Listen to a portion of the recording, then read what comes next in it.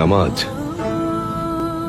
নামাজ হচ্ছে দিনের খুঁটি, রবের সঙ্গে সরাসরি যোগাযোগ, তার সামনে নিজেকে উপস্থাপন, আর এভাবেই তাকে দিনে 5 বার স্মরণ করবে।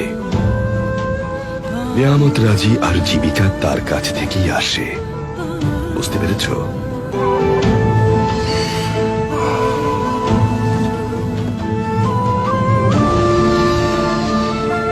এটা আমাদের কিতাব, আমাদের পথ, আমাদের আলো। এটি রয়েছে আমাদের জান্নাত।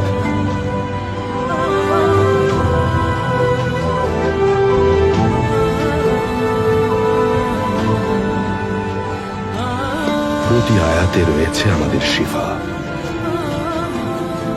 যদি তা বুঝতে পারি তাহলে দুনিয়া আমাদের।